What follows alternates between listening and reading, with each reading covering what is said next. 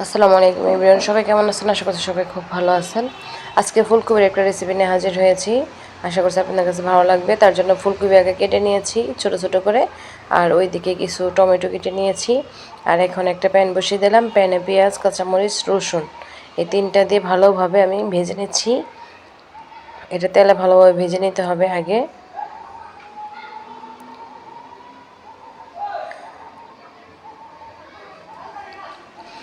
এবার এখানে আমি মশলা অ্যাড করব। এখানে শুকনো মরিচ দিয়ে নেব 1 চামচ। যেহেতু ফুলকপি, এটাতে শুকনো মরিচ একটু বেশি লাগবে, তা নয় আবার খেতে ভালো লাগবে না। ফুলকপিতে সবসময় একটু ঝালটা বাড়িয়ে দেবেন, তাহলে খেতে অনেকটাই টেস্ট বেড়ে যায়। তারপর দিয়ে নেব আদা রসুন বাটা। আদা রসুন বাটা আগে দিলে ভালো, কিন্তু আমি পরে দিলাম, আপনারা আগে দিয়ে নেবেন। আর এখানে হলুদ 1/2 চামচ। তারপরে দিয়ে নিলাম ধনিয়া 1/2 চামচ।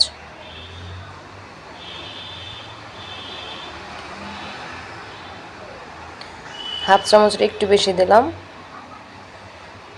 আর তারপর দিয়ে নেব জিরা গুঁড়ো। জিরাটা মাস্ট দেওয়ার চেষ্টা করবেন, জিরাটা দিলে খেতে ভালো লাগবে। আর এটা আমি রান্না করতেছি তাজা ফ্রেশ কই মাছ এবং শিং মাছ একসাথে মিলিয়ে রান্না করব। তার জন্য এখানে আমি মোটামুটি জিরাটা দিয়ে নিলাম। এবার মশলাটা ভালোভাবে আমি কষিয়ে নেব। স্বাদমতো লবণটাও দিয়ে নিয়েছি। মশলা থেকে যখন তেলটা ছেড়ে দিবে তখন আমি টমেটোটা দিয়ে নেব। এবার টমেটো দিয়ে ভালোভাবে মশলাটা কষিয়ে নেব।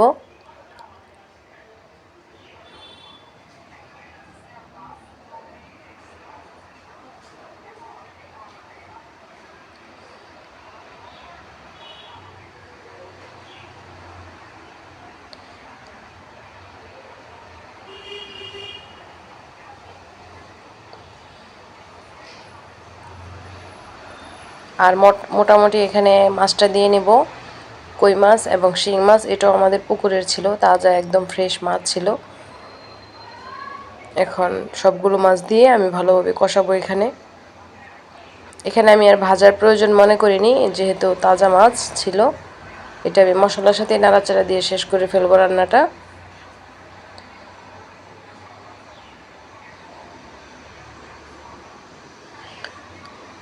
এখানে আরও কিছু মাছ ছিল, সেটাও আমি দিয়ে নিলাম। আর শিং মাছটা একটু ছোট ছিল মোটামুটি, তার জন্য ভালো পরিষ্কার করতে পারিনি, ঘষার ওইরকম একটা প্লেস আমি পাইনি। তার জন্য যতটুকু পেয়েছি আমি হাত দিয়ে করার চেষ্টা করেছি। আর এইদিকে মাছ এবং টমেটো এবং মশলাটা সুন্দরভাবে কষিয়ে নিলাম।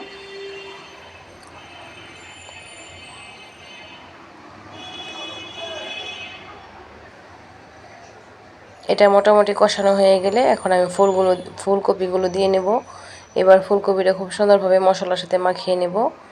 আর মাছটা মনে করবেন যে ভেঙে যাবে না, সিস্টেম মতো নাড়াচাড়া দিয়ে নেব যেন ভেঙে না যায়। এবার আমি উল্টো পাল্টা করে নাড়াচাড়া দিয়ে নেব। এখানে টমেটো থেকে যে একটা টক বের হবে, এটা দিয়ে ভীষণ মজা লাগবে খেতে।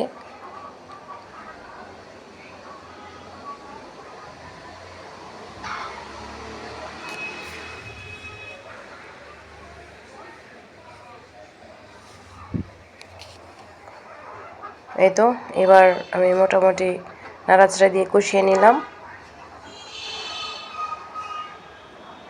এটা ঢেকে আমি অনেকক্ষণ কষিয়ে নেব।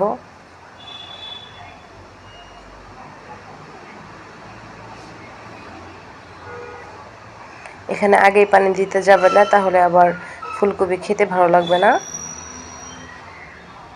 মোটামুটি 80% সিদ্ধ করে ফেলবো আমি কষিয়ে ফুলকপিটা।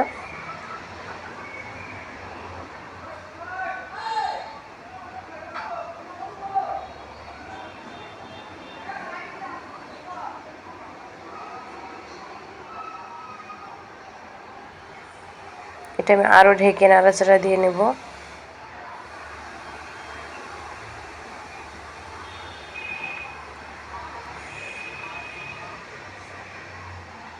আর আমি যেভাবে রান্নাটা করতেছি আজকে, এইভাবে ফুলকপি রান্নাটা একবার করে দেখবেন, ভীষণ মজা লাগবে।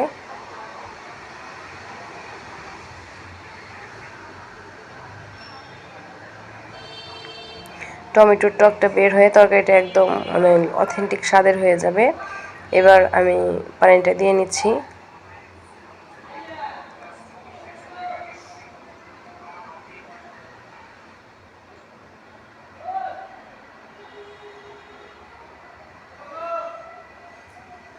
এখানে আমি ফুলকপিটা একদম মানে ফুলকপির মাপে পানি দিলাম সমান সমান করে।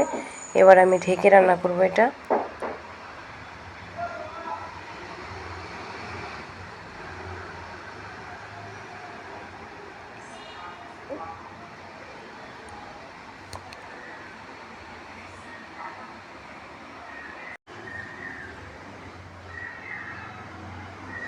এবার আমি ঢেকে দিব।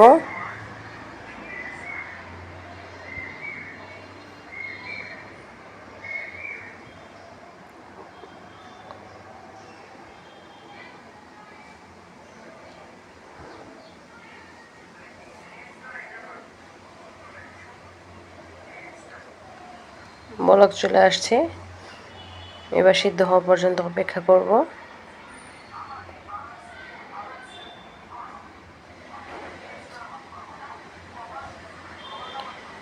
এই তো মোটামুটি ঝোলটা অনেকটাই শুকিয়ে গিয়েছে। এখানে আরেকটু নাড়াচাড়া দিয়ে নেব আমি।